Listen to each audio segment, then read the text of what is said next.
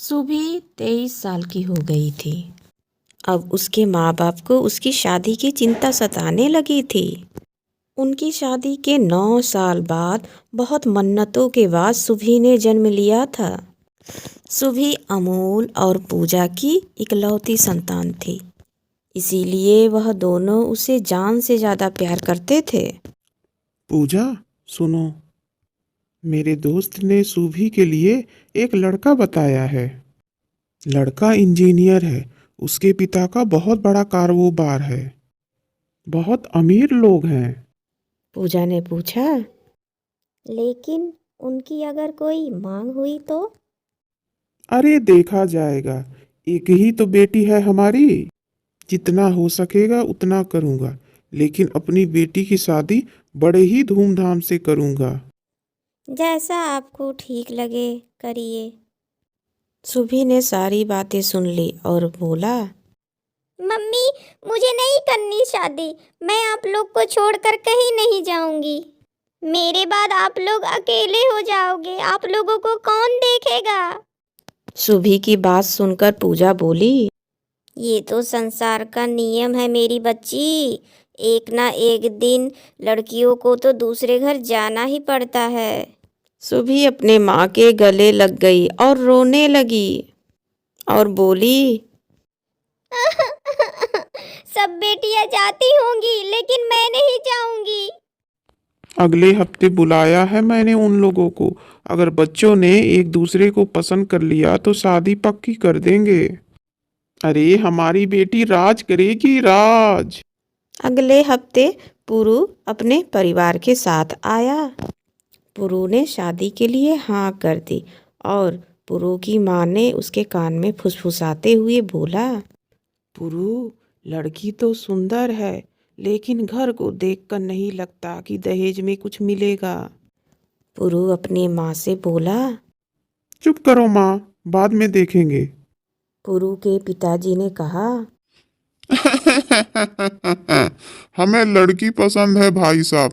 अगर लड़का आपको पसंद है तो रिश्ता पक्का। अमूल और पूजा के तो खुशी का ठिकाना नहीं रहा। भाई साहब, कोई लेन देन की बात है तो अभी बता दीजिए। मेरी इकलौती बेटी है। मैं उसको देने में कोई भी कसर नहीं छोड़ूंगा। अरे भाई, आप ये क्या कह रहे हैं? अरे भगवान का दिया सब कुछ है हमारे पास। बस बारातियों की आवभगत में कमी नहीं होनी चाहिए। शादी तय हो गई। अमूल ने अपने हैसियत से ज़्यादा प्रबंध किए। शादी हो गई। सुभी ससुराल आ गई। खूब धूमधाम से सुभी की स्वागत हुई। मेहमान आए हुए थे। सुभी की सबने बहुत तारीफ की। पुरु के पिता के दोस्त ने कहा, अरे भाई, तुम्हारी बहू तो लाखों में एक है, लेकिन दहेज में क्या लाई है? पुरु के पिता ने बोला, वही लाई है जो सब वो लड़कियां लाती हैं। सोचा था इकलौती बेटी है, खूब लेना देना करेंगे। पर ये देखो, सोने की चेन और सोने की अंगूठी ही लाई है। यही दिया है मुझे। बोलो, आजकल सोना कौन देता है? पुरु के पिता के दोस्त ने कहा, कोई बात नहीं भाई, इतना तो दिया है। जैसा दिया है वैसा ही ठीक है।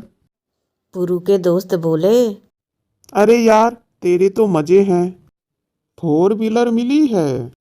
काहे के मजे हैं यार? मैंने तो मर्सिडीज के लिए कहा था, उन्होंने ये थमा दी। सुबह इस तरह की बातें सुनकर आंसू बहा रही थी। उसके पापा ने तो उसकी शादी के लिए जी जान लगा दी थी। पूरी जिंदगी की कमाई उन्होंने उसकी शादी में लगा दी थी, लेकिन उसके ससुराल वाले संतुष्ट नहीं थे। यह सोचकर वह रोने लगी। इसी तरह उसके दिन कटते रहे। यूँ तो सुभी के सामने सब अच्छा बन के दिखाते थे, लेकिन बात बात में ताने भी कसते थे।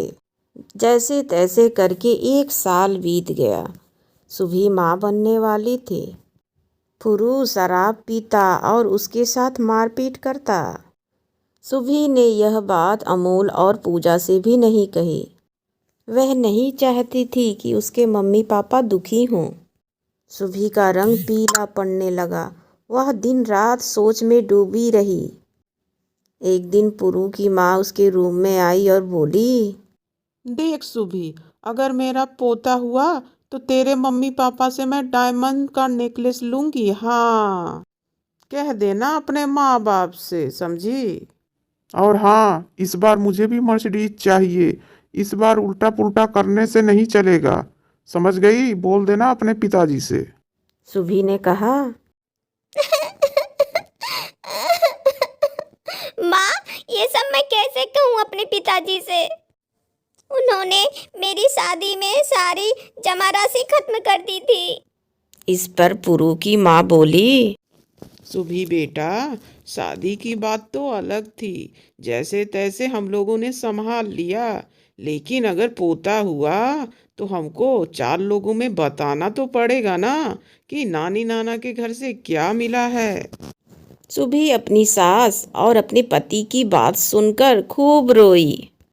सोचती रही, दहेज के लोभी न जाने कितने माँ बाप को कर्ज में डालकर मार डालते हैं। सुभी अपने मम्मी को सब बताना चाहती थी कि उसकी ससुराल में उन लोगों की मांगे बढ़ती ही जा रही है, लेकिन जानने के बाद उन लोगों पे क्या बीतेगी यही सोचकर चुप रह जाती थी। कुछ दिनों बाद सुभी ने एक प्यारे से बेटे को जन्म दिया।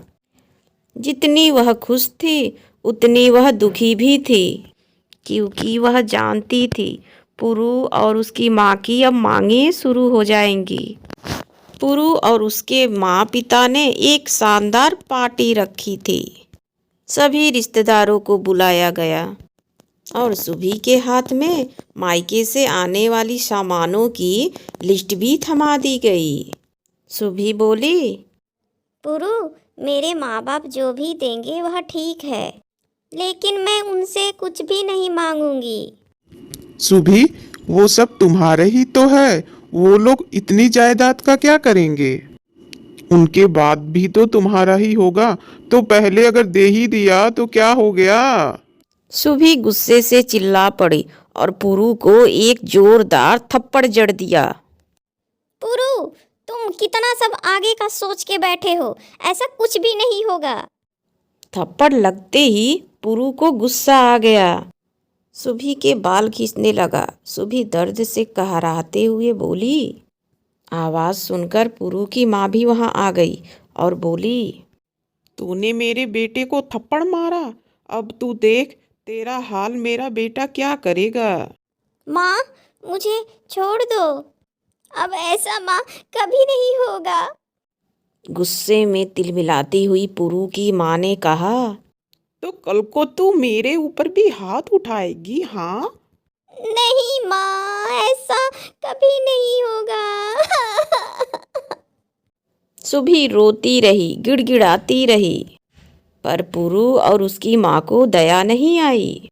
पुरु उसको जबरदस्ती घसीटता हुआ रसोई घर में ले गया। वह चिल्लाती रही, लेकिन पुरु को उस पर दया नहीं आई।